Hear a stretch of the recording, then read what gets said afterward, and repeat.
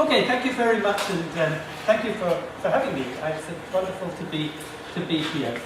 I had this as a handwritten paper, and I spent the afternoon very rapidly typing it up, so it could be shown on the screen. There may be typographical errors because I have not had a chance to check it, but I hope that it will help.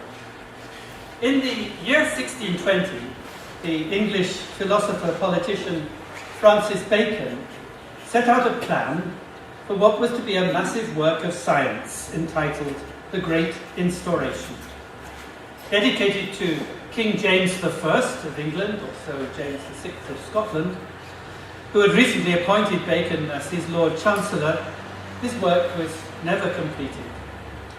In his Prolegomenon, however, Bacon railed against traditional ways of knowing that continually mixed up the reality of the world with its configurations in the minds of men. If only the mind were as clear and even as a perfect mirror, then, said Bacon, it would reflect the genuine rays of things. But it isn't. Cracked and deformed by flaws, both innate and acquired by instinct and indoctrination, the mind distorts the images that are cast upon its surface by way of the senses, and cannot, if left to its own devices, be relied upon to deliver a true account of things as they are. There is but one way out of this predicament, Bacon argued, and that is by appeal to the facts. Those, he wrote, who aspire not to guess and divine, but to discover and know, who propose not to devise mimic and fabulous worlds of their own, but to examine and dissect the nature of this very world itself, must go to the facts for everything.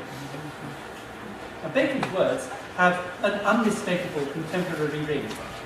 Today's science continues to found its legitimacy upon its recourse to the data, which are repeatedly checked and rechecked in a never-ending search for truth through the elimination of error. And for the most part, the sciences of mind and culture, psychology and anthropology, have ridden on the back of the same enterprise.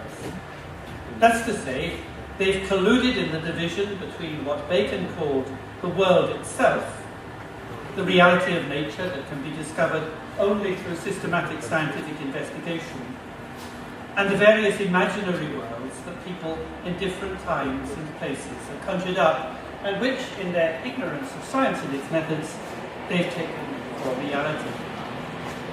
Where anthropologists busy themselves with the comparative analysis of these imaginary worlds, psychologists purport to study the mechanisms presumed to be universal that govern their construction. All agree that the realms of reality and the imagination should on no account be confused. For the very authority of science rests upon its claim to disclose behind the homemade figments that the imagination paints before our eyes the facts of what is really there. One can of course study figment as well as fact, so as to deliver what many anthropologists still call emic rather than etic accounts. But to mix the two is to allow our judgment to be clouded by error and illusion. For God forbid, as Bacon put it, that we should give out a dream of our imagination for a pattern of the world. Now, I want to argue now in this lecture that Bacon's injunction, which modern science has taken to its heart, has had fateful consequences for human life and habitation.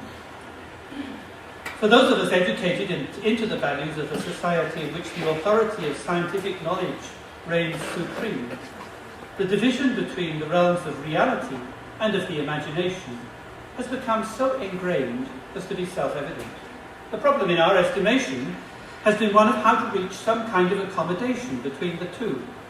How can we make a space for art, for religion, or for the beliefs and practices of indigenous peoples in an economy of knowledge in which the search for the true nature of things has become the exclusive prerogative of rational science? Do we suffer the imagination to persist in our midst, or tolerate its penchant for fantasy out of a compensatory wish for enchantment in a world that has otherwise ceased to enthrall? Or do we keep it as a sign of creativity, or as a badge of civilization, or out of respect for cultural diversity, or merely for our own entertainment? Such questions are endemic, yet the one thing we forget in posing them is how hard it is in our experience to split the reality of our life in the world and of the world in which we live from the meditative currents of our imagination. Indeed, the problem is the very opposite of what we take it to be, not of how to reconcile the dreams of our imagination with patterns in the world, but how to separate them in the first place. Historically, this separation was but slowly and painfully achieved in the religious upheavals of the Reformation and the turbulent beginnings of early modern science, in which Bacon, along with his exact contemporary Galileo, played a pivotal part. But the historical process is recapitulated today in the education of every school child who is taught, on pain of failure in his or her examinations, to distrust the sensuous, to prize intellect over intuition, and to regard the imagination as an escape from real life, rather than a way of living it. Almost by definition, it seems, the imaginary is unreal. It's our word for what does not exist.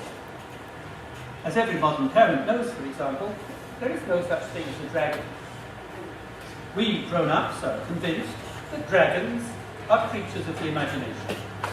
Yet most of us would have no difficulty in describing them, having seen pictures of dragons in the books we read when we were children and that we in turn read to our own offspring. We're familiar with their general appearance: green, scaly bodies, long, forked tails, flared nostrils, saber-like teeth, and flaming mouths. These monsters roam the virtual terrain of children's literature alongside a host of other creatures of similarly fictive provenance. Some of them, of course, have real zoological counterparts. While the ever-popular Tyrannosaurus rex, perhaps the nearest thing to a dragon that ever lived, is conveniently extinct, other animals, from cobras to crocodiles and from bears to lions, are still around and occasionally claim human lives. Encountered in the flesh, we do well to fear them. Their fictive cousins, however, give no cause for alarm, for the only people they can eat are as imaginary as themselves. Along with the stuff of nightmares, these creatures are sequestered in a zone of apparitions and illusions that is rigorously distinguished from the domain of real life. We calm the sleeper who wakes in terror at the point of being consumed by a monster with the reassuring words, "Don't worry, it was only a dream." And so the boundary between fact and phantasm, which had seemed momentarily in doubt at the point of waking, is immediately restored. So what then are we to make of the following story, which comes from the Life of St. Benedict of Nursia, composed by Gregory the Great in the year AD 594. The story tells of a monk who encountered a dragon. This monk was restless, his mind was given to wandering, and he was itching to escape from the cloistered confines of monastic life. Eventually, the venerable Father Benedict, having had enough of the monk's whinging, ordered him to leave. No sooner had he stepped outside the precincts of the monastery, however, than the monk was horrified to find his path blocked by a dragon with gaping jaws. Convinced that the dragon was about to eat him up, and trembling with fear, he shouted for his brothers to help. They came running, but not one of them could see any dragon. They nevertheless led their renegade colleague, still shaking from his experience, back inside the monastery, and from that day on, he never went astray or even thought of doing so. It was thanks to Benedict's prayers, so the story concludes, that the monk had seen standing in his path the dragon that previously he had followed without seeing it. Well, perhaps the monk of this cautionary tale was merely suffering from nightmares. Medieval people, however, would not have been so readily reassured as their modern counterparts by the realization that in their encounters with dragons and other monsters, what they had seen was but a dream. Of course, they weren't so gullible as to suppose that dragons exist. in the specific sense of existence invoked by modern people when they assert to the contrary that dragons do not exist. It's not as though the monk in our story came face to face with some other creature that, with the benefit of scientifically informed hindsight, we moderns can recognise, say, as a species of reptile.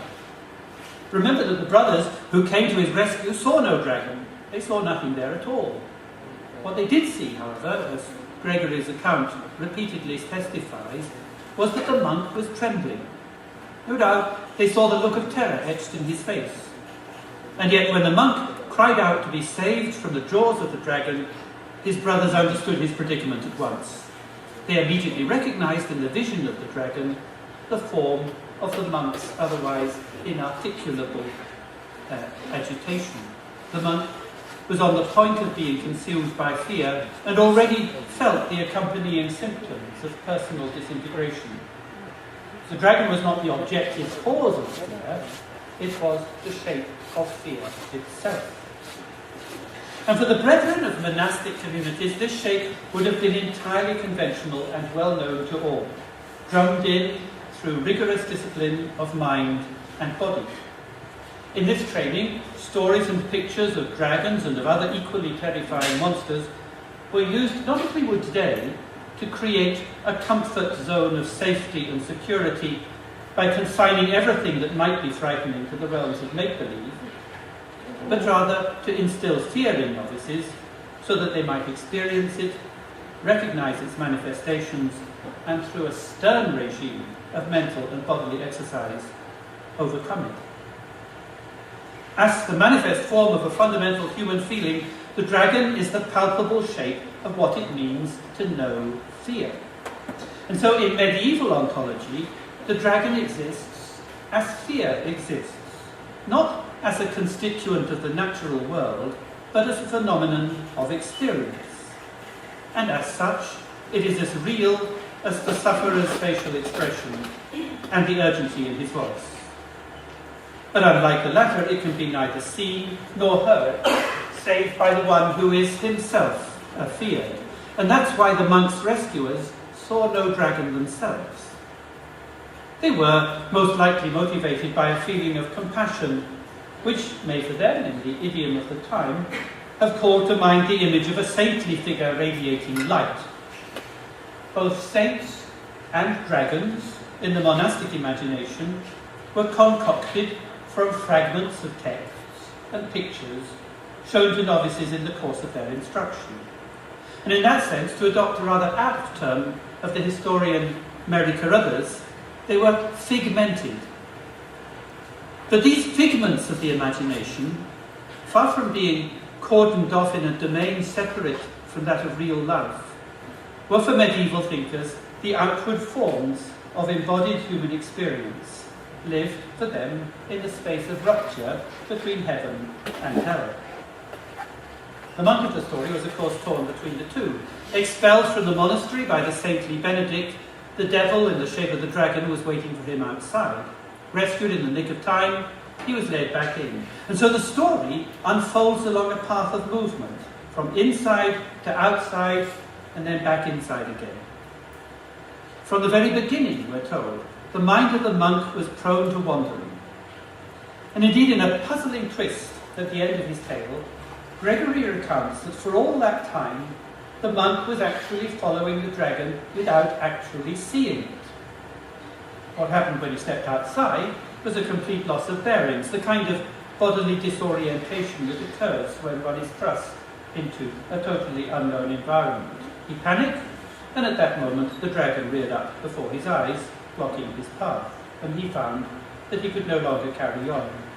So in truth, the story concludes, Benedict did the monk a good turn by throwing him out, because it led him to see, and thus to know, the dragon that he had otherwise blindly followed. And for the writers in the monastic tradition, as the narrative brings out so clearly, knowing depended on seeing, and both knowing and seeing proceeded along trajectories of movement. To understand what they meant, we have to think of cognition, as Carruthers explains, in terms of paths or ways. The medieval thinker, in a nutshell, was a wayfarer who would travel in his mind from place to place, composing his thoughts as he went along. Now, I'll return in a moment to the question of wayfaring, but in the meantime, let me introduce another example. Among the Ojibwa, indigenous hunters and trappers of the Canadian North, there is said to be a bird whose sound as it swoops across the sky is a peal of thunder. Few have seen it, and those who have are credited with exceptional powers of revelatory vision. One such, according to the ethnographer A. Irving Hallowell, was a boy of around 12 years of age.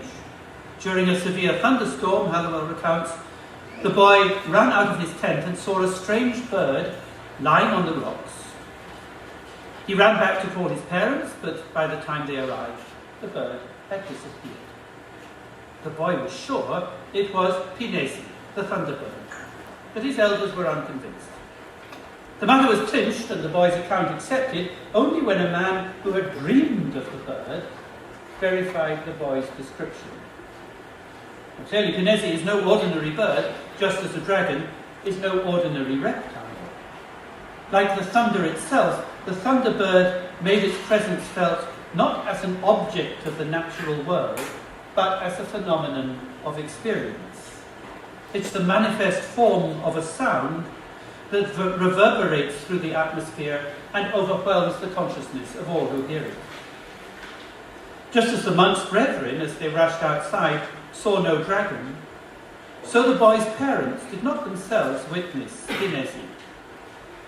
But as the conventional shape of what it means to experience thunder, it would have been entirely familiar to them. The thunderbird may be a figment of the imagination, but it is an imagination that has infused the depths of phenomenal experience. Recall that the boy's observation in this case was confirmed by a dream. Bacon would have been horrified. For us moderns, it is more usual and certainly more acceptable for dreams to be confirmed by observation. A well-known, albeit apocryphal instance, is the story of how the chemist Auguste Kekulé dreamt one night in 1865 of a serpent biting its tail while in a whirling movement. He woke, we are told, with a concept fully formed in his mind of the structure of the benzene molecule comprised of a ring of 6 carbon atoms. Subsequent experimental work in the laboratory proved that Kekulé's dream-induced conjecture was substantially correct, and it went on to become a cornerstone of the emerging field of organic chemistry. Of course, what Kekulé actually felt at that moment of waking, we can never know. But we can be sure that once he had turned his mind to chemistry, Kekulé's serpent was already drained of whatever affective or experiential force it may once have carried. It had by that stage become a serpent good to think with, an abstract figure of thought that was peculiarly apt for enrollment as an analogical resource for deciphering the structure of a given reality. So the serpent and the benzene ring fall unequivocally on either side of an impermeable ontological division between imagination and reality. It's this that allows the one to stand metaphorically for the other. Indeed, the congruity between serpent and ring reinforces the division rather than breaking it down. For the Ojibwa, however, it would have been quite otherwise. For them, the truth of things is both found and tested by personal experience, which is why the boy's observation could be corroborated by his elder's dream.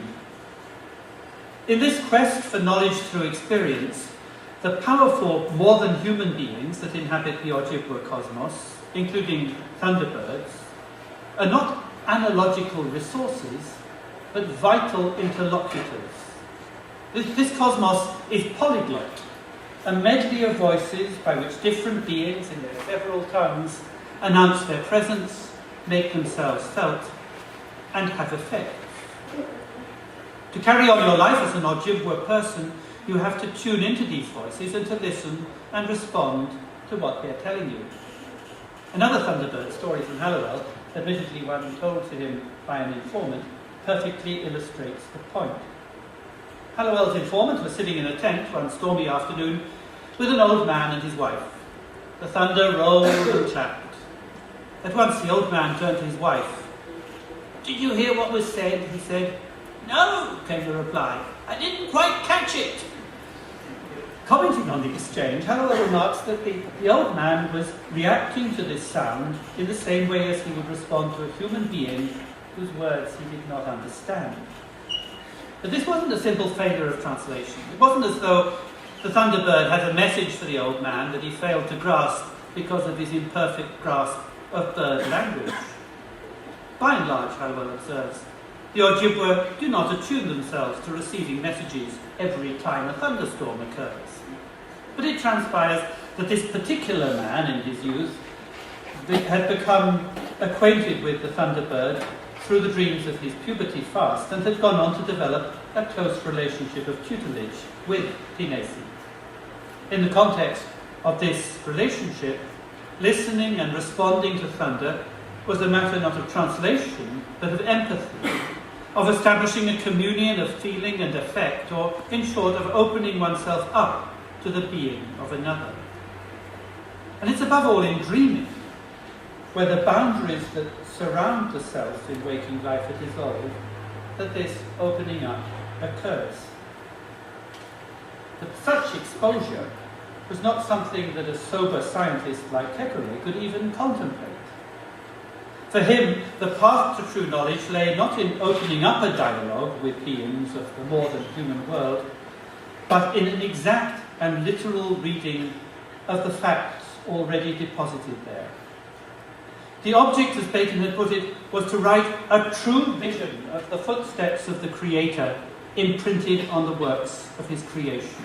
It was a matter of unlocking the secrets of nature. For that, you need a key, or rather several keys, to unlock door after door.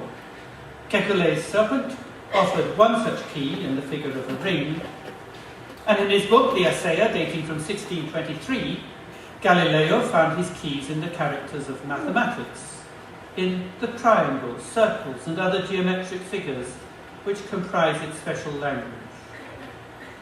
Philosophy is written in this grand book, The Universe, wrote Galileo, which stands continually open to our gaze, but it cannot be understood unless one first learns to comprehend the language and recognize the letters of which it is composed. Now, this idea of the book of the universe, or the book of nature, is of considerable antiquity and was as current among medieval scholars as it was subsequently to become in the rise of modern science. It rested at root on an identity between the work of God in the creation of the natural world and the word of God in the composition of the scriptures. And with this we can return to the monks of the medieval era, for whom, as I've already observed, the meditative practice of reading liturgical texts was a process of wayfaring. Over and over again, they would compare their texts to a terrain through which they would make their way like hunters on the trail, drawing on or pulling in the things they encountered or the events to which they bore witness along the paths they travelled. The word in Latin for this drawing or pulling in was tractare, from which was derived the English treatise in the sense of a written composition.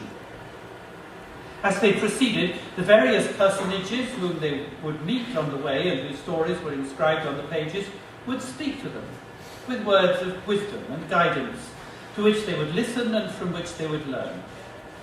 These were known as the voces paginarum, voices of the pages. Indeed, reading was itself a vocal practice. Typically, monastic libraries were abuzz with the sounds of reading, as the monks, murmuring the voices of the pages, would engage with them as though they were present and audible. To read, in its original medieval sense, was to be advised by these voices, or to take counsel. much as the old Ojibwa man would have been advised by the voice of his mentor, the Thunderbird, if only he had heard what it said. Surrounded by the voices of the pages, as the hunter is surrounded by the voices of the land, the medieval reader was a follower of tradition. In his encyclopedic survey of animals in myth, legend and literature, Boreas Sachs points out that the word tradition comes from trade, which originally meant track. To study a tradition, Sachs writes, is to track a creature, as though one were a hunter, back through time.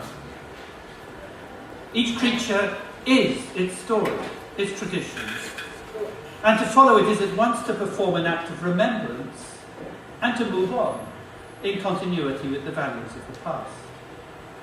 Often, the name of the creature is itself a condensed story, so that in its very utterance the story is carried on. But it's carried on too in the calls or vocalizations of the creatures themselves, if they have a voice, as well as in their manifest visible presence and activity.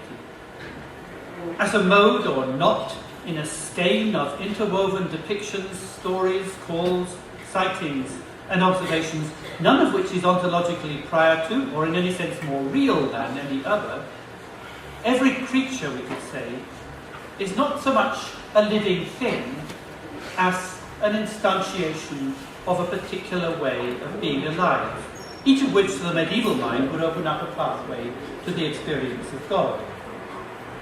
And so it was too, with the letters and figures of the manuscript, which according to Isidore of Seville, writing in the 7th century, enable readers to hear again and retain in memory the voices of those not actually present. So thus was the book of nature mirrored in the nature of the book, a second nature, if you will, comprised not of works, but of words. Now for Isidore, reading should be done quietly, but it could not be altogether silent, since it depended on gestures of the throat and mouth. This was because at that time there were no spaces between the words of the manuscript. The only way to read then was to read out, following the line of letters, much as one would follow a line of musical notation, allowing the words to emerge or fall out from the performance itself. In the 12th and early 13th centuries, however, there gradually came about a shift towards reading with the eyes alone, unaccompanied by voice or gesture. And what made this possible was the division of the line of text into word-length segments, each of which could be taken in at a glance and with spaces in between.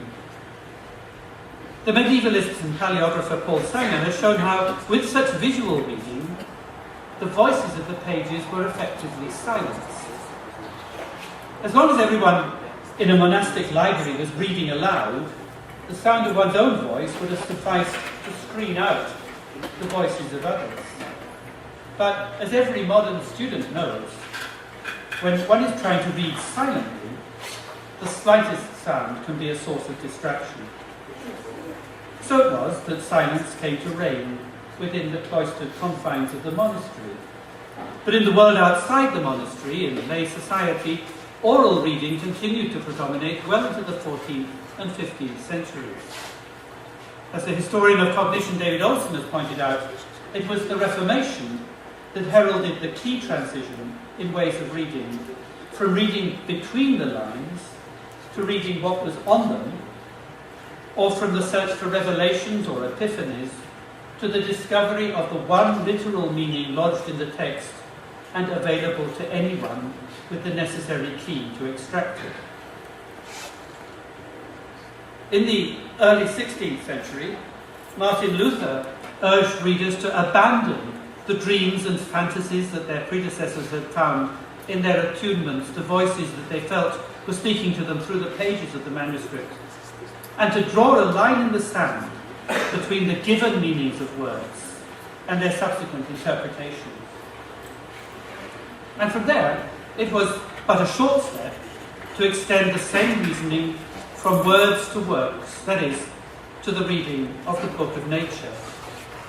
Thus did Bacon, a century later, insist on an absolute distinction between dreams of the imagination and patterns of the world.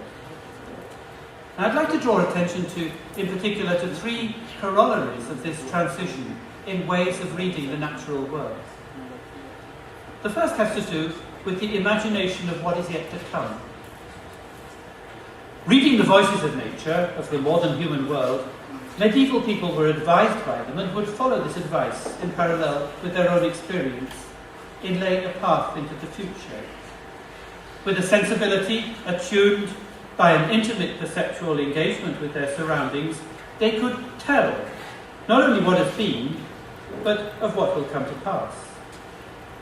But such foretelling, as Olson shows, has to be clearly distinguished from the kind of prediction to which a scientific reading of the Book of Nature aspires.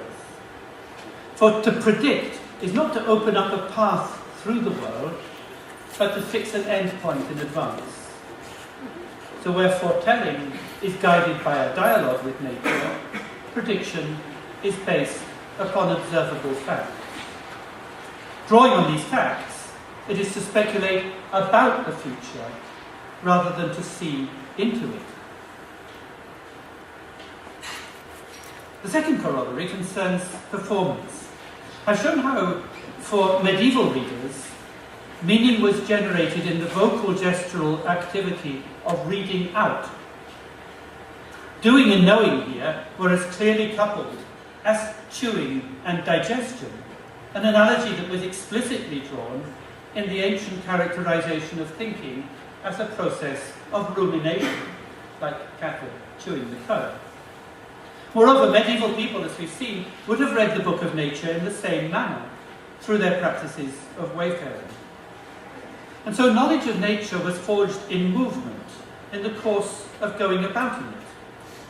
And this knowledge was performative in the strict sense that it was formed through the comings and goings of inhabitants. Reading as performance, in short, was both word-forming and world-forming. As the case of the Ojibwa and the Thunderbird clearly demonstrates, in a way of knowing that is performative, a way that goes along, any boundaries between self and other, or between mind and world, far from being set in stone, are provisional and fundamentally insecure. For a science constructed in the spirit of Bacon, however, knowledge is obtained not in reading out, in performance, but in reading off, that is, in the extraction through some process of decoding or deciphering of what is already given. It is not to follow the trails of a world, it is not to follow the trails of a familiar world that is continually unfolding, but to map a terra incognita that is ready-made. And from the moment when reading out gave way to reading off, the world ceased to offer counsel or advice and became instead a repository of data that in themselves afforded no guidance at all on what should be done with them. The third corollary takes us back to the idea that animals and other beings of the more than human world were known in medieval times by their traditions as skeins of stories, depictions, and observations. To track an animal in the Book of Nature was like following a line of text. But just as the introduction of word spacing broke the line into segments, so also, in the Book of Nature, creatures began to appear as discrete, bounded entities, rather than as ever-extending lines of becoming. So nature thus became amenable to the project not of trail following, but of classification. The lines were broken, but the resulting objects could be sorted and arranged on the basis of perceived likeness and difference into the compartments of a taxonomy. One could speak for the first time of the building blocks of nature, rather than of its weave, and of its architectonics. Nature, in short, was perceived to be built up from elements, rather than woven from lines, not performed, but preformed. And the creatures of this natural world were no longer known as traditions, but as species. Those creatures, however, that were known only by their traditions and for which no corroborating evidence could be found in the facts of nature, fell through the cracks or were pushed into the wings, as Michel de Certeau put it in the parallel case of the disappearance of narrative beings, along with the itineraries in which they manifest themselves from scientific cartography. There are no dragons or thunderbirds in scientific taxonomies.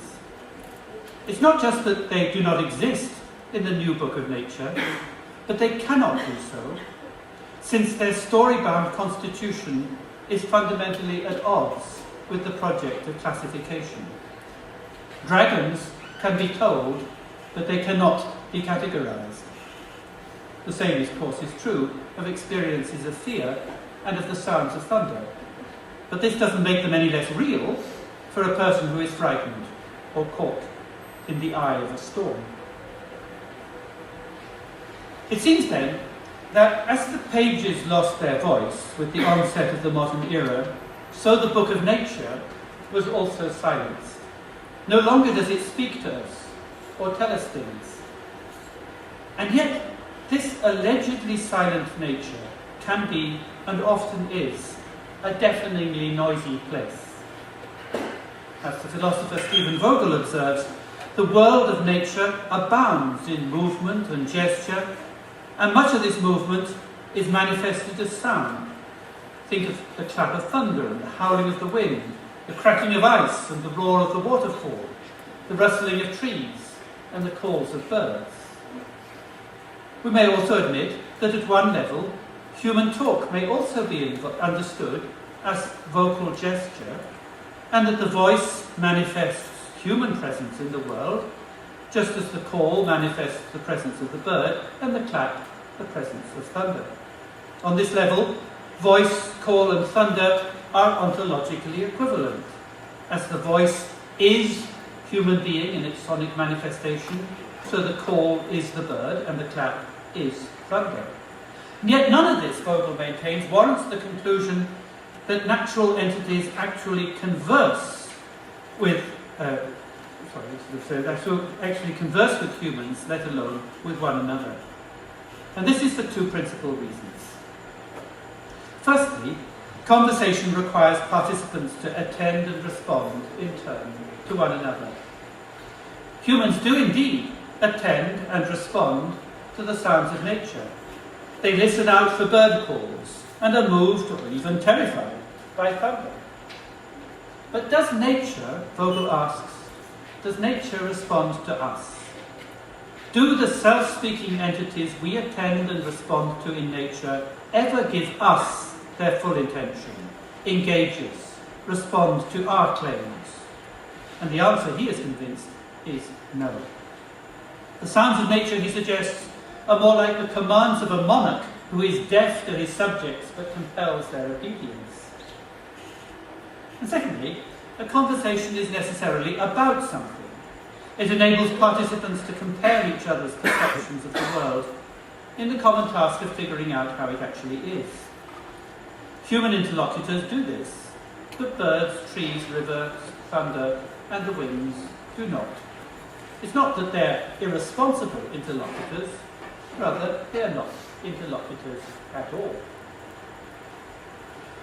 For Vogel, then, the silence of nature means that however much noise it makes, it takes no part in the conversations we hold about it. It might sound to us as if nature is speaking, but that is a delusion. I have listened carefully, writes Vogel, and I hear nothing. Recall the old Ojibwa man and the thunderbird. He thought the thunder was speaking to him, but he couldn't comprehend what was said. Was this a failure of translation, as Hallowell seems to suggest? I've argued that it was rather a failure of empathy.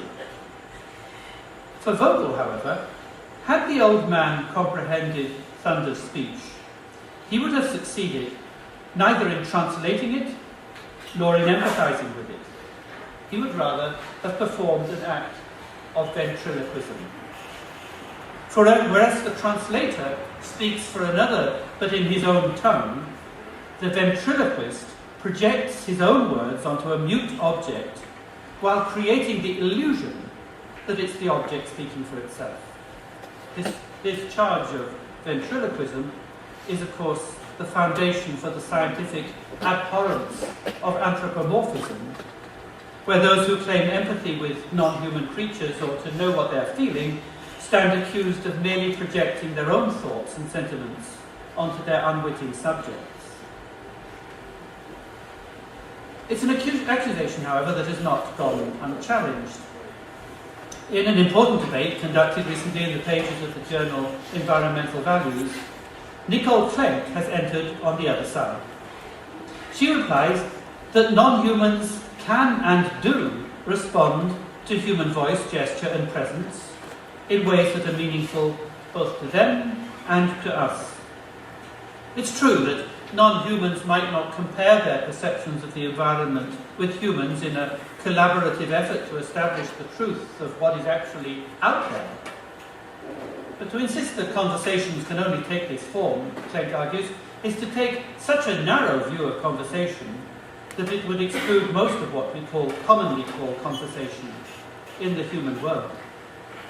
For most people, most of the time, conversation is a matter of understanding what others are telling us, of getting the story right, not of verifying the rightness of the story. So human beings who take it upon themselves to render in words what nature is saying are indeed translators and not ventriloquists. And for Klenk, this is precisely what happens in scientific work. Where this is not the case, she concludes, scientific interpretations would be mere fictions created through dialogue among humans, rather than the results of careful interaction with and observation of components of the natural world. But in this, I think, Klenk is mistaken. For the claim of science is precisely that, as a knowledge practice, it does seek to verify the rightness of the story, rather than merely getting the story right.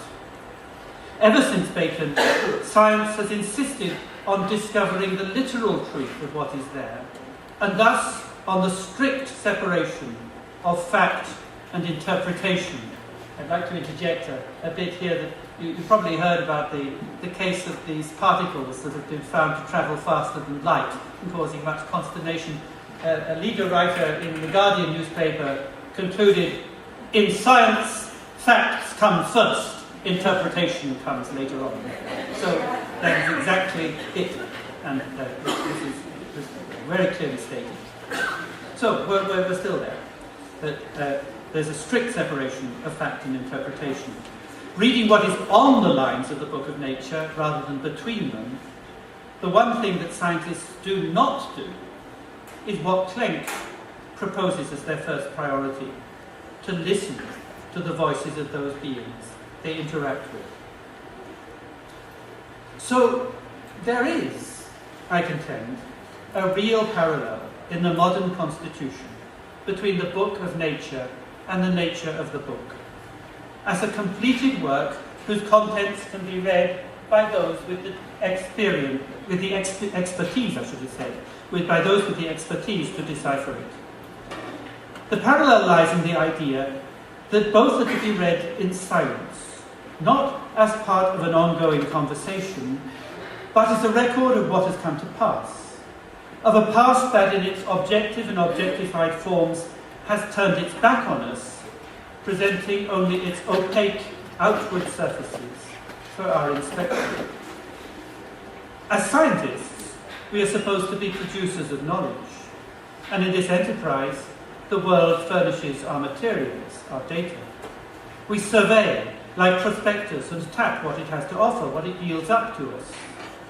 And it's this yield that is subsequently processed, or as we rather grandly say, analysed, in the formation of knowledge.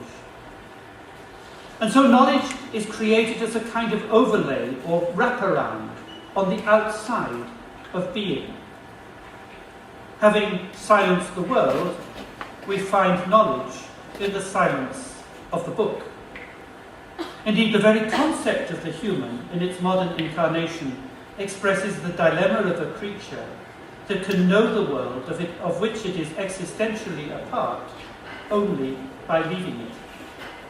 Yet in our experience as inhabitants, moving through the world rather than roaming its outer surface, our knowledge is not built up as an external accretion, but rather grows and unfolds from the very inside of our earthly being. We grow into the world as the world grows in us. And perhaps this grounding of knowing in being lies at the heart of the kind of sensibility we are apt to call religious. In the Reformation, however, religion in a sense turned upon itself, and in its insistence on the literal truth of words and works, it was trumped by the very science to which it gave rise. In any contest over the facts, science is bound to win and religion to lose, leaving the puzzle of why people, including, it must be said, many scientists, tenaciously adhere to representations of reality that are demonstrably false. The real contest, however, I think, lies elsewhere.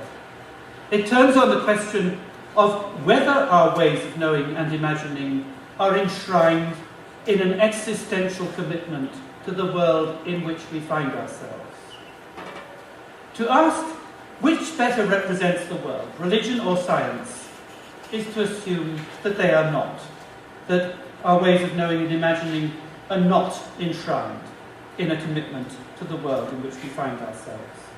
But if they are, if our ways of imagining and knowing are enshrined in an existential commitment to that world, then we need to ask instead, what is the nature of these commitments? And how can knowing and imagining let us and the creatures around us actually be? Thank you very much.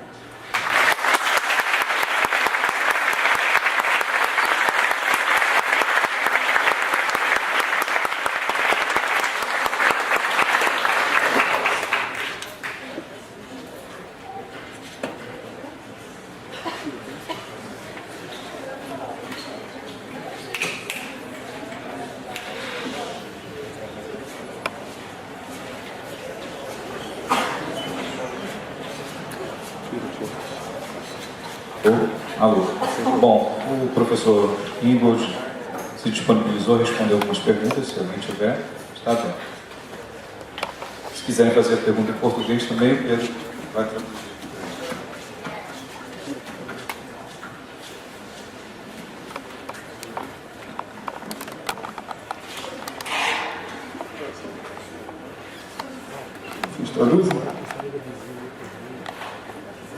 Okay, thank you very much. Enjoyed this very much. There are 2 points. One is about the dragons. Dragons. And the question is by describing dragons as a form of a fear, of a feeling, of a state of my body and mind, am I not eliminating dragons from the outer reality? And this is not a kind of ontological cleaning up, freeing the world of entity in the form of Occam's razor operating in the medieval scene. This is the one point. The second is about I was thinking of Galileo or another mathematician going out of his cell, outside, and saying, look, I'm seeing perfect circles. I'm seeing the Earth circling around the sun. And the passersby says, you see nothing. What's going on? And again, explaining away what's the difference, say, let's put it this way, between the monk's dragon and Galileo's orbits, mathematical things, which of course are not there, and nobody else saw, because they were seen, of course, as facts. Science circling around the Earth. And last, I talking about reading mathematicians. How do they read a book? I learned. I'm an anthropologist. I'm not a mathematician. But I started to I realized that the only way to read a book about mathematics is by closing the book and doing it again. Otherwise, you learn nothing. So the point of this is, I wonder, is this all fascinating? I only don't see the opposition, dualism between science and religion that you propose. I'm sorry, I took a long time to make it work.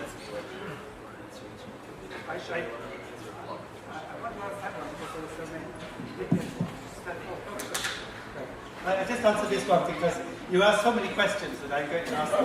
I'm going to answer them straight away. The first thing is that I think for medieval people, thinking about all sorts of creatures, some of which are quite familiar, like foxes and horses, and others a bit unusual, like dragons, but they would have all these creatures in a bestiary, and a page of a bestiary, of a medieval bestiary, would be full of all sorts of stories, apocryphal descriptions of something happened, moral tales, perhaps a picture or two, some notes about observations, and the animal was the collection of all these things, and it may or may not sometimes appear in front of people, but that's just one element of the totality which consists of all these stories. And I think that's in a way the answer to it. They weren't cleaning things up, they were just assembling or collecting lots of stories. On Galileo, it might be that the continuities are greater than, or as great as the contrasts that I was drawing. However, the question is, what's the difference between Galileo seeing a circle where nobody else does, and the monk seeing a dragon where nobody else does? And I think the difference is this, that Galileo was quite clear that the circles he saw were, I think, the same kinds of things as Kekule's ring. That's to say that it was a figure that was then recruited to help him understand the world, whereas the dragon was not. It was not an analogical resource of that kind. It wasn't part of a language. It was a very direct and immediate experience. I really think there is a difference there. And then the third thing, this is a really interesting question. How do mathematicians read books? I don't know, but one thing I'm sure of is that mathematicians are not scientists. There's actually a move in the UK these days to put mathematics along with the arts and humanities, quite apart from the natural sciences. I think that probably answers the question that mathematicians don't read in the way others.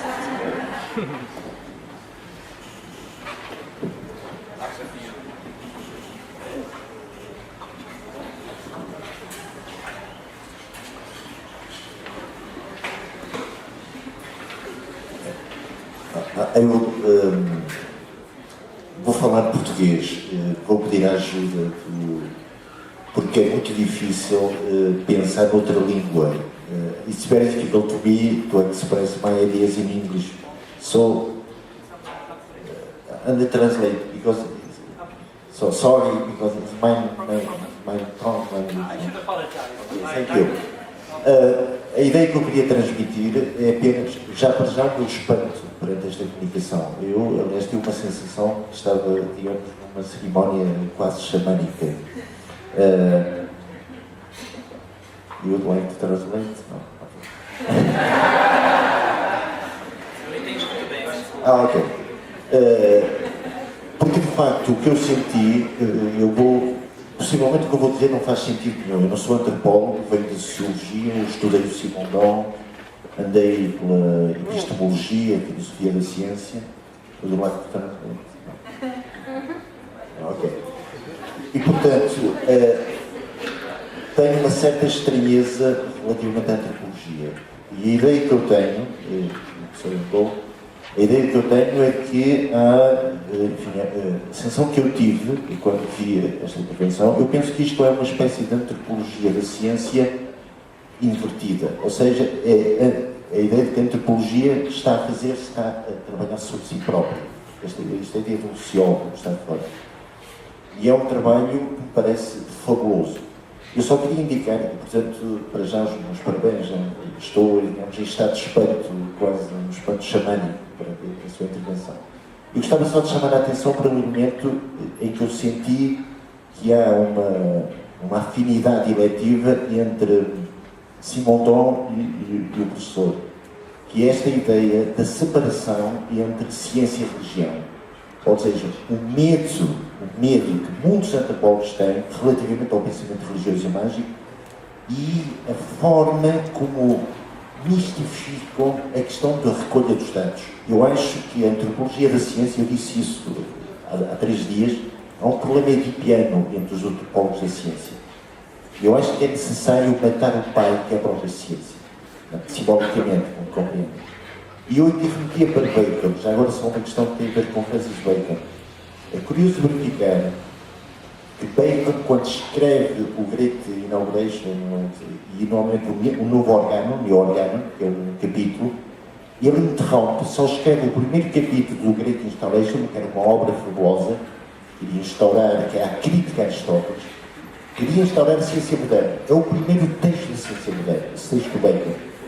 Curiosamente, ele escreve o primeiro capítulo, abandona o projeto dessa obra de crítica a Aristóteles e escreve um livro fabuloso, que é o primeiro livro de ficção científica. Penso que se passa na Atlântida. Ele inaugura a ficção científica. E, além disso, a tentativa que ele faz de entrar em ruptura com Aristóteles, propondo a tal lógica causal e rebatendo as ciências sociais para uma área do imaginário quase, a relação da lógica de Aristóteles, não vou agora contar essa história, a relação do modelo que valoriza a ideia de que não é possível, digamos, falar da causalidade final, da subjetividade. A subjetividade é remetida, digamos, para a área das ciências sociais e, portanto, a procura da medida, seja qualitativa ou quantitativa. E, portanto, a ideia, só para acabar a ideia, é dizer que em Bacon e em Aristóteles há uma continuidade em Bacon e Aristóteles, que até certo ponto o modelo em que se baseia a antropologia moderna é exatamente o modelo de uma lógica europeia, de pensamento, que é necessário, digamos, fazer uma espécie de antropologia interna, ou seja, estudar a filosofia do ponto de vista da antropologia. É a proposta de Simondon, quando propõe uma antropologia da percepção. E quando vai aos gregos antigos, é às bases da filosofia moderna. Porque a ciência moderna tem a sua base no pensamento de Aristóteles. E, digamos, nesta lógica da procura, digamos, do facto, da realidade deste tempo. Eu não sei se consigo, peço desculpa, enfim, por esta minha intervenção, assim, um bocadinho técnica, mas era esta, digamos, a questão que eu queria levantar. Não sei se é uma questão, mas é um pensamento que eu tenho. Obrigado e thank you. I would like that you could translate my ideas.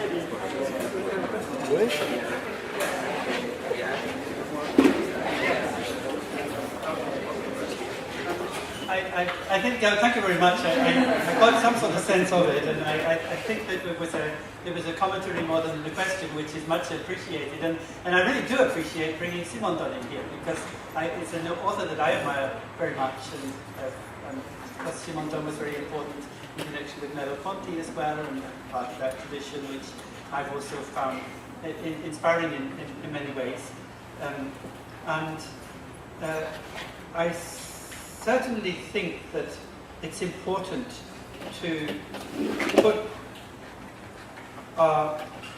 anthropological thinking, and I suppose in philosophy of science, to put it into a longer historical perspective that is often done.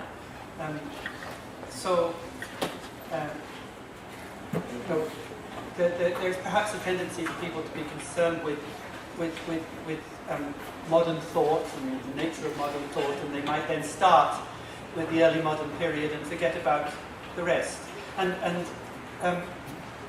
the reason why I've came to the literature on medieval early medieval philosophy by accident, really, and I found it more and more fascinating and very, very anthropological, because I sometimes feel that people like Isidore of Seville and St. Augustine and various other people like that were saying things that resonate very well with my anthropological sensibility.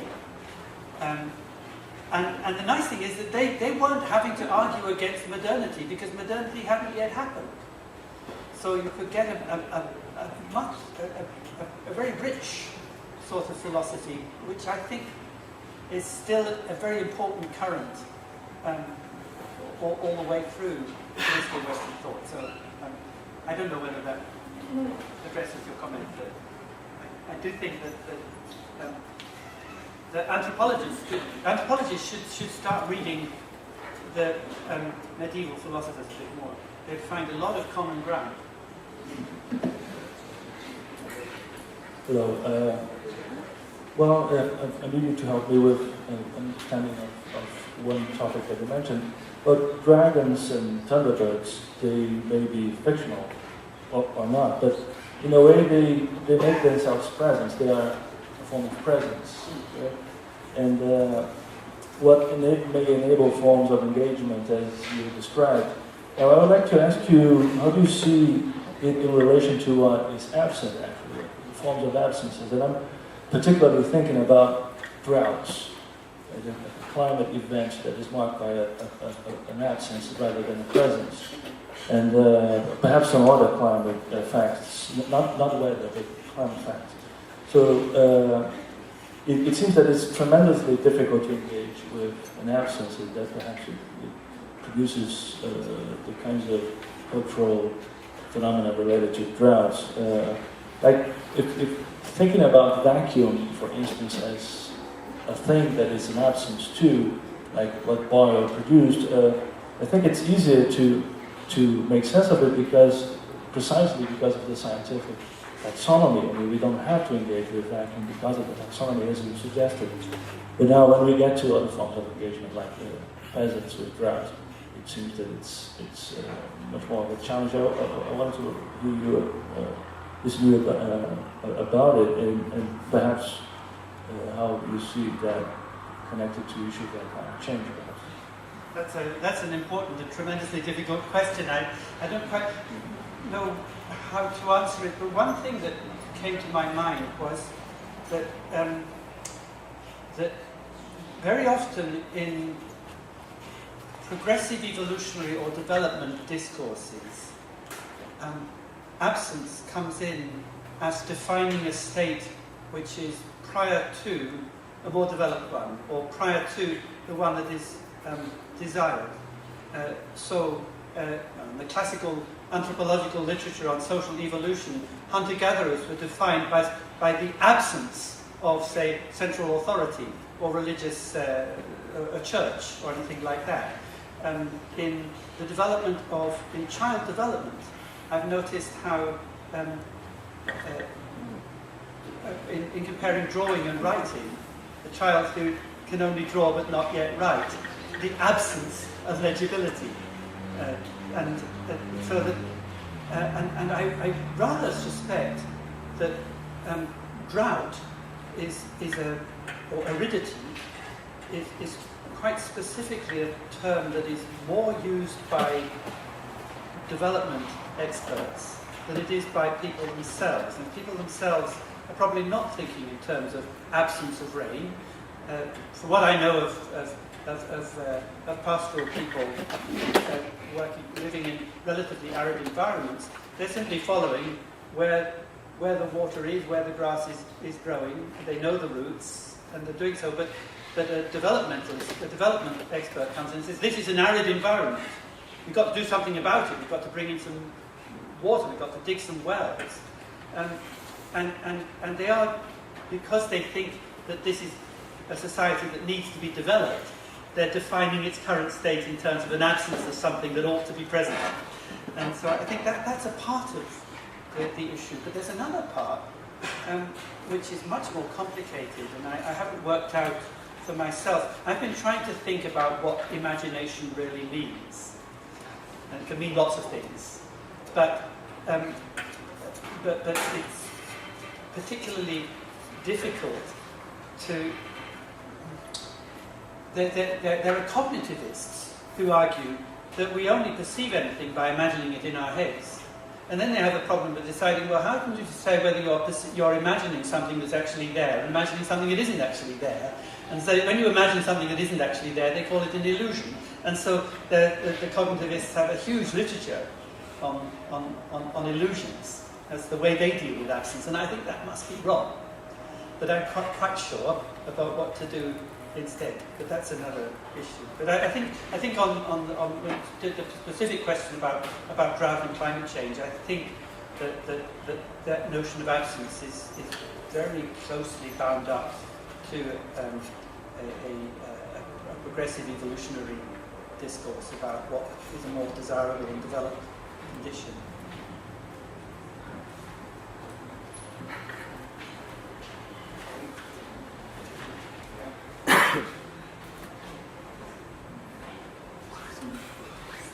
Thank you for the wonderful lecture.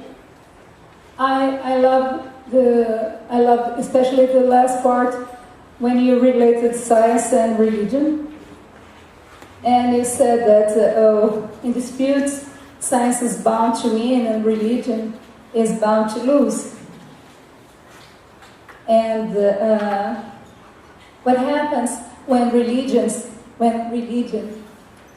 or a specific religious movement gets science help to win a polemics, a debate? That what happens in the field that I do research on. When you talk about abortion, when you talk about human embryo status, science and religion go together to legitimate the embryo status as a human person, ready, perfect, genetically formed individual. So when you said at the end, why people adhere to representations of reality that are demonstrably false, can you demonstrate this is false? Can you demonstrate that is real? We, the society, several different positions are trying to dispute about what's truth, and is trying to write in laws the truth. So, I have only to agree about the commitment. When you said that what we are committed to science, to religion, or to science and religion, the values that move us.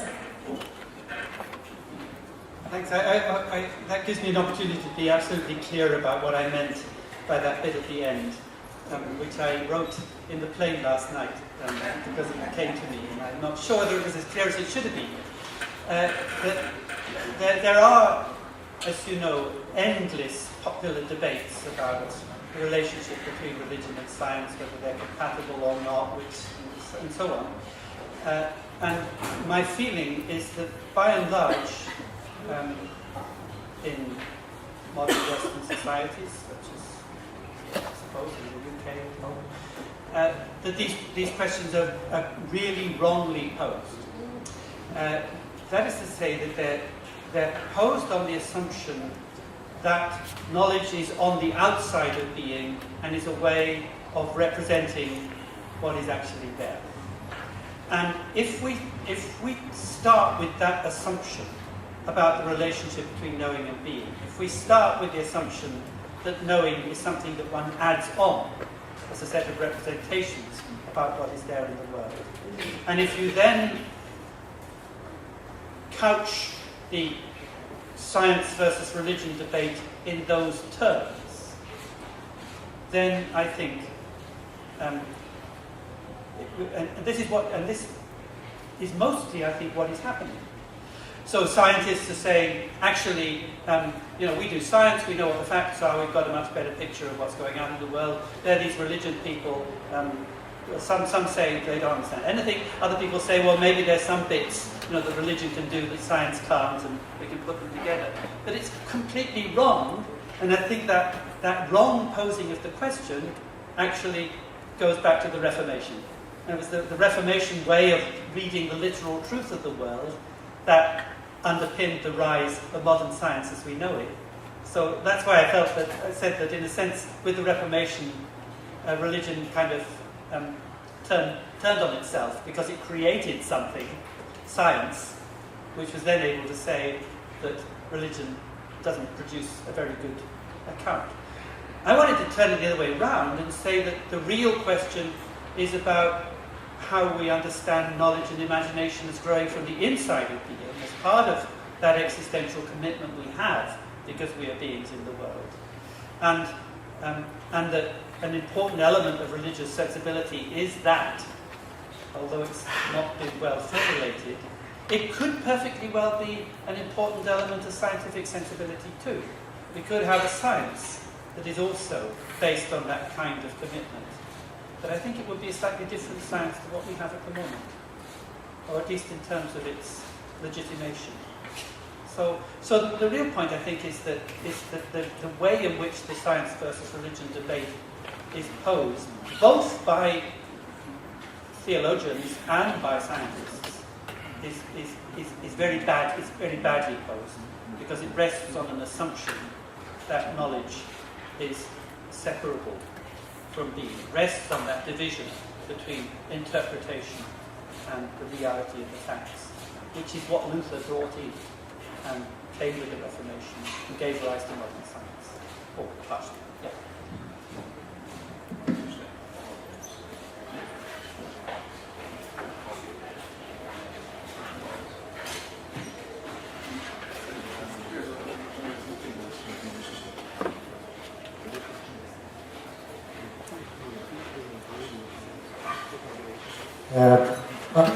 Thank you very much for the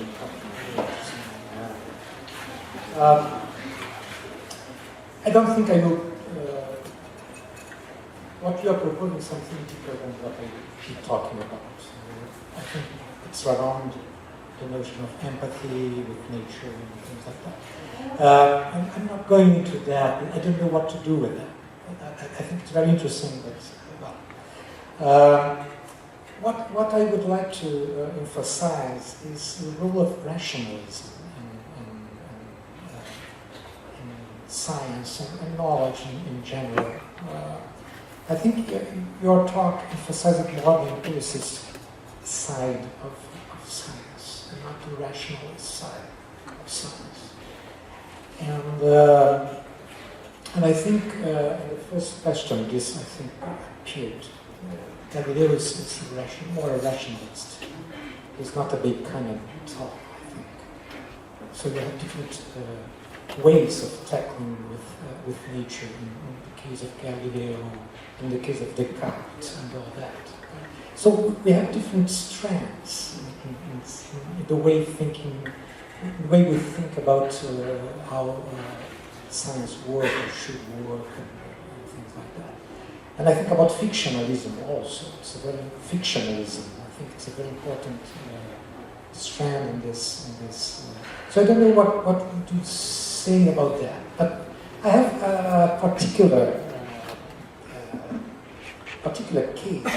Maybe you can help thinking about that. I think you are right in saying that we have to go farther back to make sense of science and all that. And I thought about a special fact in the 13th century, it's the combination of Aristotelian thesis and how this started fictionalism. So a kind of Aristotelian realism was changed to a kind of nominalism and fictionalism. You have not to accept the way Aristotle pictured the world, but you are free to imagine different kinds of worlds. And I think this was very important in the rise of modern science. So you have also all this strand in science that goes through fictionalism, nominalism, rationalism. So the picture is but I know that we're not talking about that exactly. The picture is indeed much more complicated than I portrayed. But I think many scientists now would probably hold on to some notion of Popper's version of science as a process of conjecture and refutation, and I would say that in that way try to have both their rationalism and their empiricism at once. They would say that science is always a two-stage process. First of all, you do your rationalizing, or your fiction, or you have your imaginative hunches, or you just fantasize, and you come up with what they like to call blue skies thinking these days, crazy ideas, and then you try to operationalize them, turn them into hypotheses that could be tested, and take them into the lab and get some data. And I think it's probably the mainstream view in science at the moment would be that you need both of those. You need the conjecture, you need the conjectural work, the free thinking, and you also need the empirical research and data collecting as well. And both of them are valued.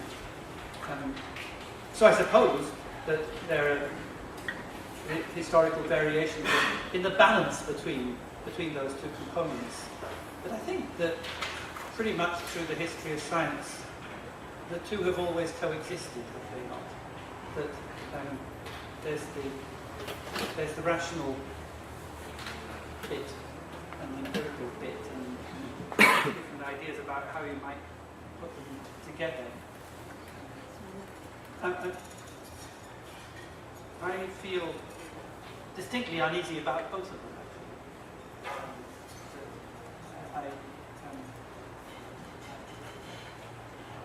I feel uneasy about a rationalism that thinks that the mind can cogitate away without any bearings in the world of which it's a part. And I feel uneasy about the notion that there can be pure facts. So I don't think it really works either way. What to have instead, I don't know. It's not a very good answer.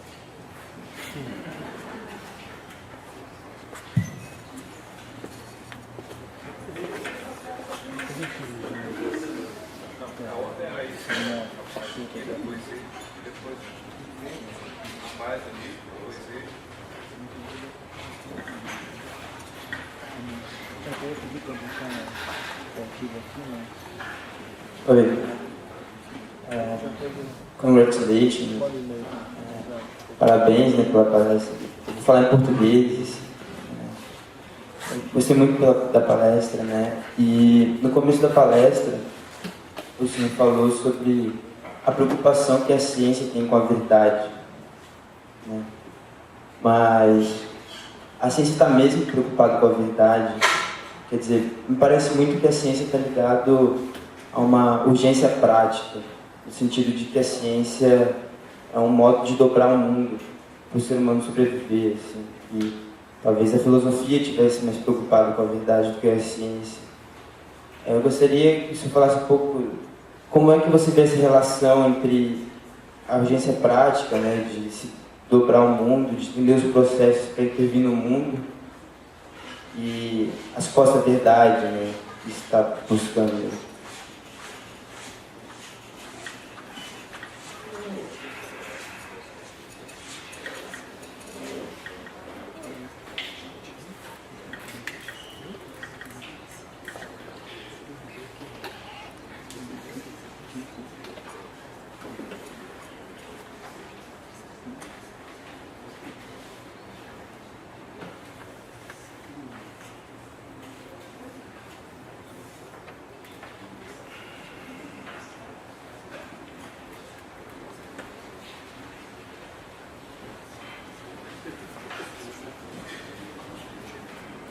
Actually, that's a very good question. Thank you. And I think you might be right. It just happened that I gave a version of this talk at the Conference of Social Anthropologists in Wales, actually, a couple of weeks ago. It was the first attempt at these ideas. And I had an email from Rebecca Ellison, who's an anthropologist who works with science, done research with natural history in the Natural History Museum, and she wrote me this email saying that in her research on scientific ideas, specifically in natural history, she finds that the scientists seem to be much more interested in issues of planetary salvation than anything to do with what might be really there, and that they're quite prepared to hold on absolutely tenaciously to ideas about how the world is, which fly in the face of everything we might know from experimental work, because it fits in with their image of how the planet is going to be saved. And one example of this that she mentioned, that Rebecca mentioned in her mail, was that that for a long time biology has held on to an extraordinarily simplistic notion of the role of DNA in life forms and evolution. Although we know 1,000 times over that life is so much more complex that none of this works. I mean, it doesn't work. You can't, for example, talk about the DNA of a human being when you realize that a human being is actually an ecosystem with about 1,000 different species in it. And we all know that, but the science continues to hang on to a certain kind of narrative against all the odds. So I think you might well be right. But one thing I don't know in the history of science, I ask people this and I don't get a clear answer, is when was it in history, I think, when was it in the history of the 20th century that people suddenly started talking about science in the singular with a big S? Or even, as they do in the UK now, the science. You say, the science tells us this. So the science is this thing out there that was unitary, and when everybody knows that what science is millions of practices of people doing different things in different places with very little coherence at all.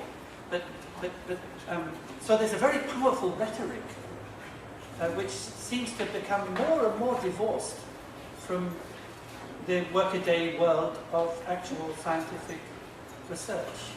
And I think it's that rhetoric that we're really concerned with there, that it's very much out of touch with anything that we know from ordinary experimental work.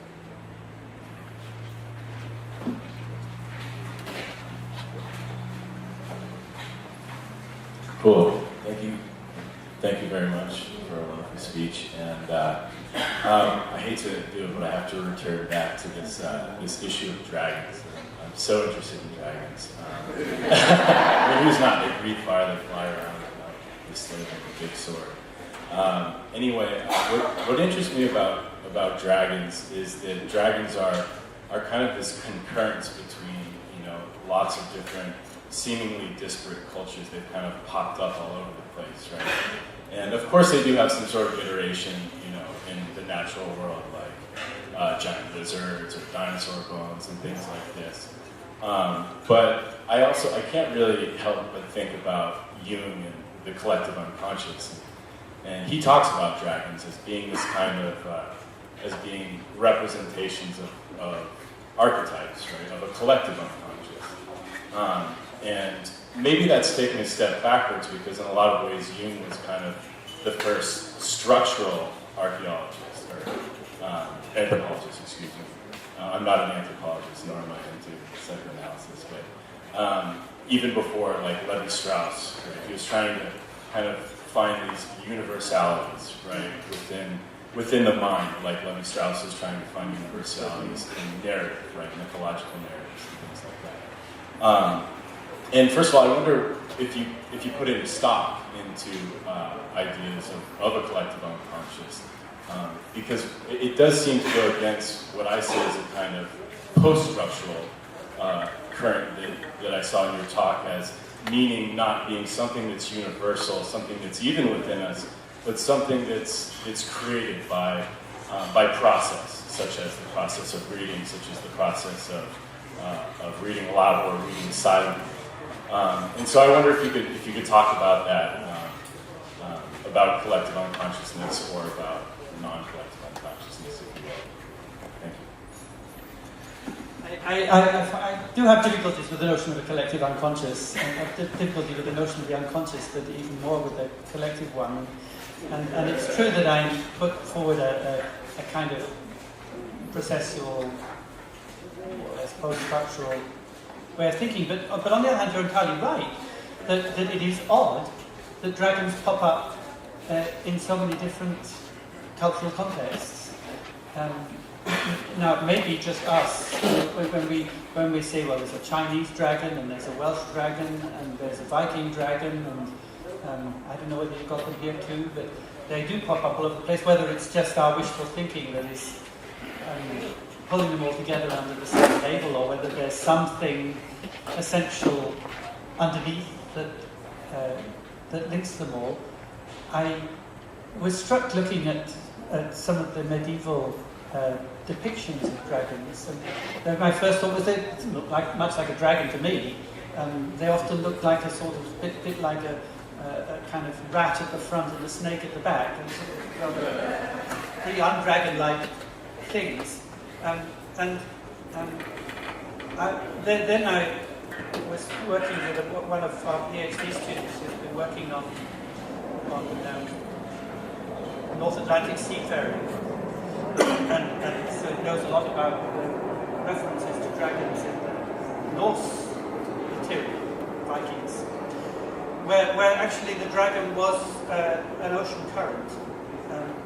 Around Iceland, for example, there's an ocean current that actually circles the island, and if you wanted to know where to make a settlement, you would throw a log into the water and see where it floats ashore. I think that's probably a good place to build your harbour.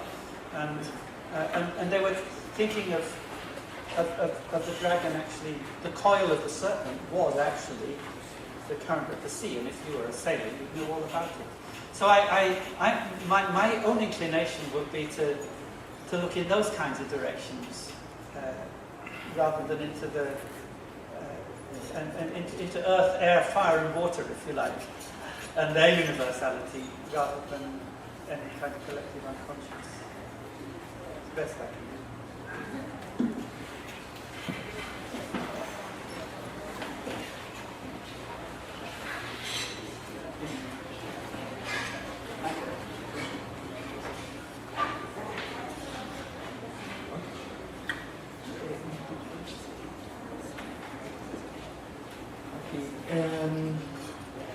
falar em inglês. My name is Raquel, and I'm an anthropologist, but I work with education. Okay, I have a two-folded question. First, when we look at these Illumineers from medieval times, you have science, religion, and art together. And I think that I miss in this imagination dimension art that was all included in medieval times and also in other cultures that are not Western. And even in child development, you can see that there is lots of imagination until when they start learning to write, until literacy. And then there is a rupture, and art comes sometimes, but sometimes not. When science comes, imagination goes away. And the second part of my question is that even in science, it's very fuzzy, the difference between dragons and all this anthropological research in Cassowary is a bird or not, it's not a bird, and dinosaurs and ETs, for instance. So all this has lots of imagination and into it, and art also. So how do you put these things together? That's important and complicated. I absolutely agree with you that in modern education, when children really start writing, or when they're writing at a particular kind of level, then, as you say, there's a rupture somewhere, and there's a rupture between, I think, the world and our imagination of it. That these two get pulled apart, and at the point where they get pulled apart, then art is seen as something, a sort of a domain of its own. It's like I said at the beginning, that we have this idea that we should have a space for the imagination somewhere, and put art in it, and maybe put religion in it, and put indigenous worldviews in it, and all these kinds of things. But it's not nothing to do with reality, which is the stuff that's really important. And so, and you even have policymakers in Britain who are saying, why do we need the arts? Because it contributes to the UK economy through the entertainment industry. I mean, we'll stick it up there. You know, better have some art. But so something happens. There's this terrible rupture, and what I want to do is to find a way of healing that rupture, so that we can think of imagination not as something stuck on top, or an optional extra, or something you do when you're not writing, or that you do in your free periods at school, but actually that the imagination is part of the process of life itself. That it's what drives us.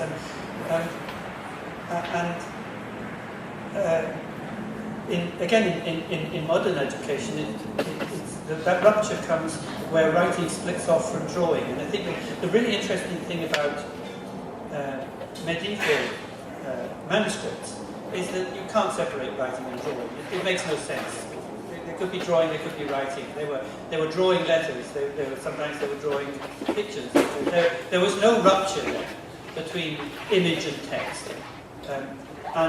And it was the written line that somehow was bringing things in, that it was an imaginative line that was creating the world as it went.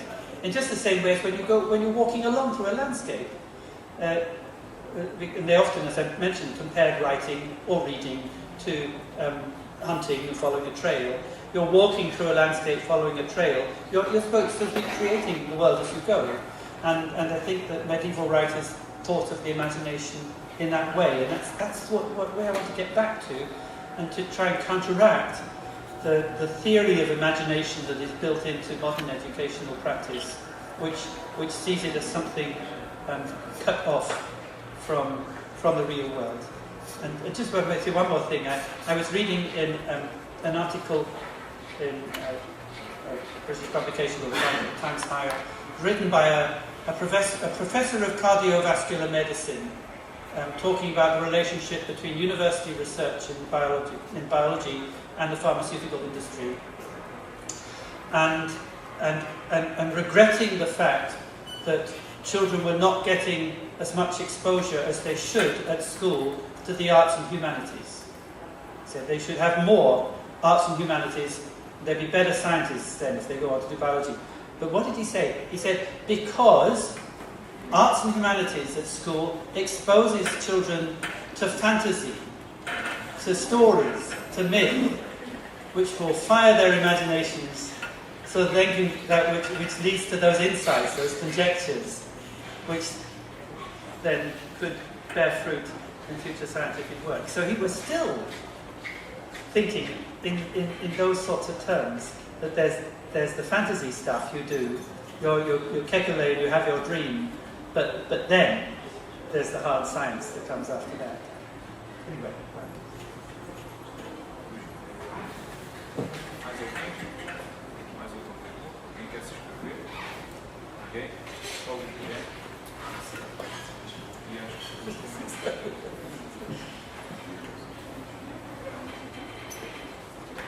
Hello, Tim Ingold. I'm Luis Guilherme from well, I read your Anthropology as one that would like to keep going, that keep on moving, make the lecturer, the reader keep going as the writer.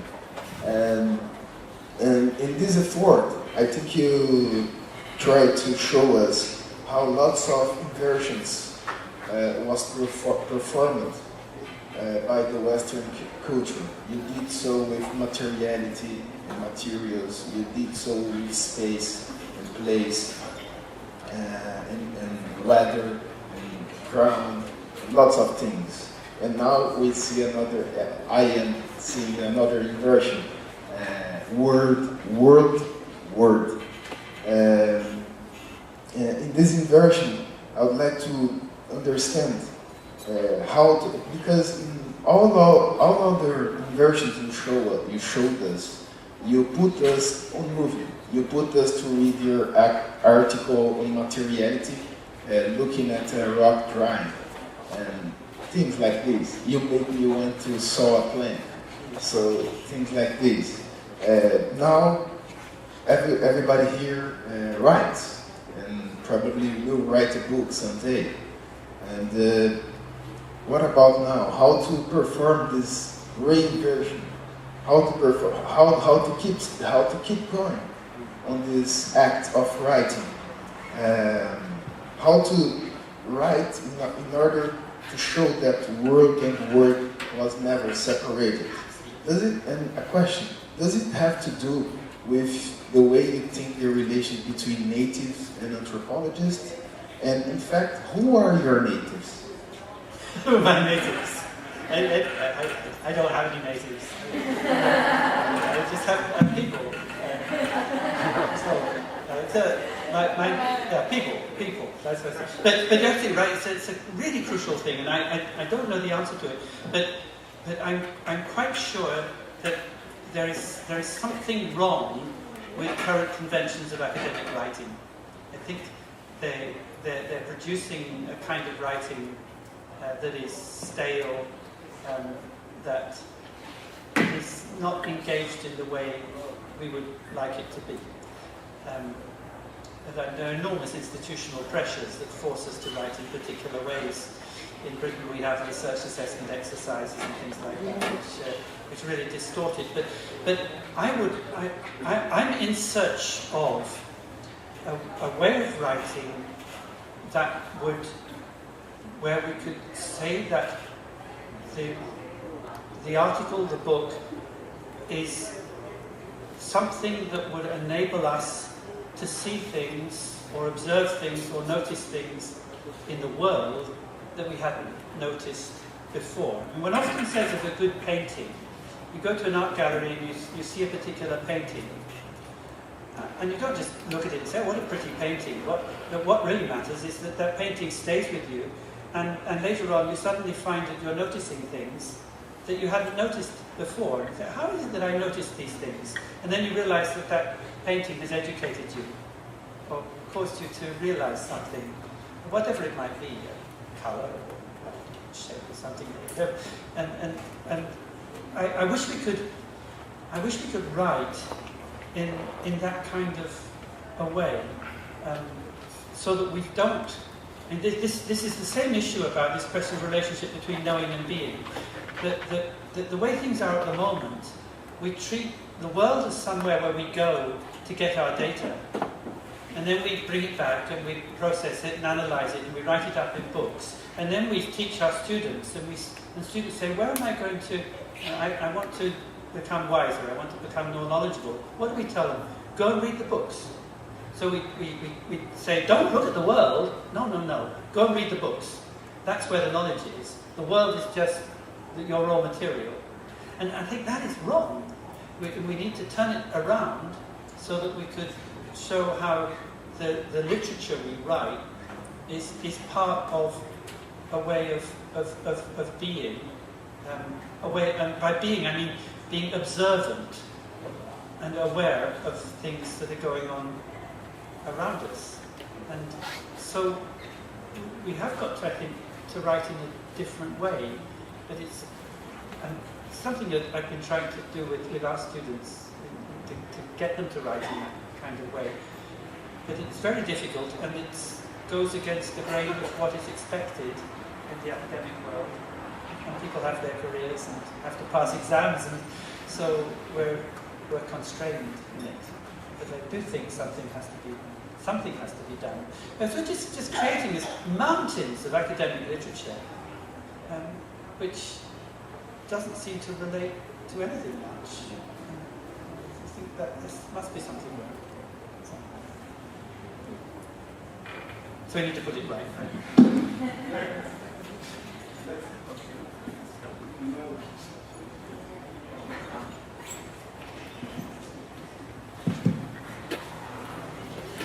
I presume you're very tired by now. I really enjoyed your talk. It's a very seductive talk, and I loved the lecture.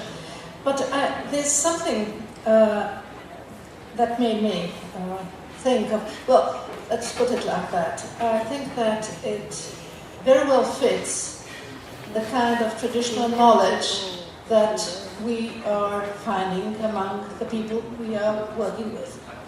Right. So, for instance, Aboriginal societies in Brazil. I mean, they know exactly the way you describe it. I mean, learning and hunting, in a sense, are inseparable. And recently there's a wonderful book that came out by David Kopenawa and Bruce Albert, precisely on shamanic. I mean, it's David Kopenawa, Yanomami, talking about how he acquires his knowledge, and it absolutely fits with your description. Where I have a problem, though, is there is a kind of moral message that you are delivering that, again, I find very seductive. But then I wonder if we can't understand or try to understand why modern science is as it is, and rather than deploring what it has lost, it's that undertone that I find problematic. And I don't know if you want to comment on that. Yes, so you're right.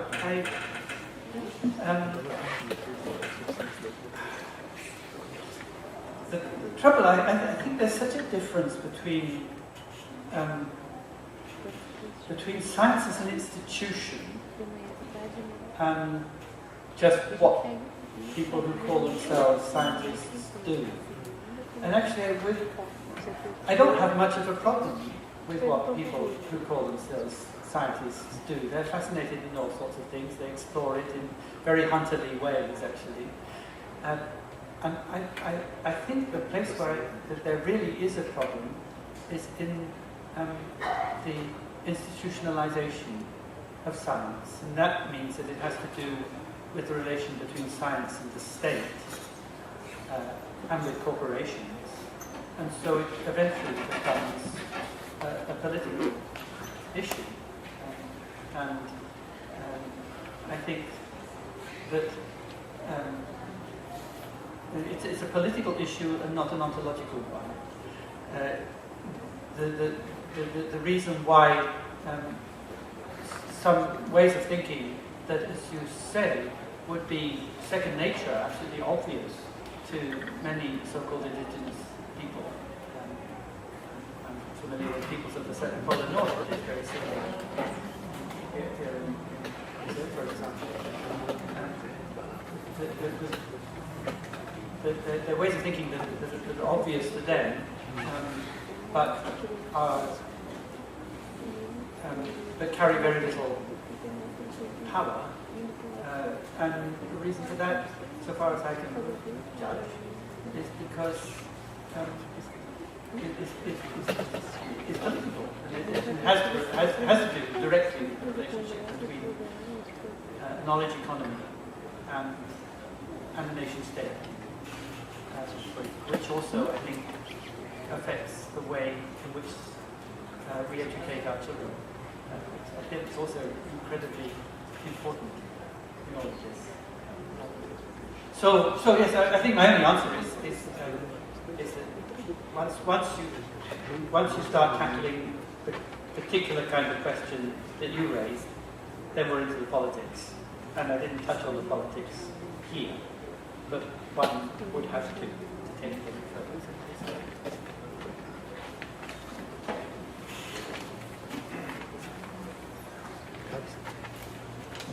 Thank you very much. Muito obrigado a todos. Nos vemos em breve, daqui a 2 anos, no próximo Rede.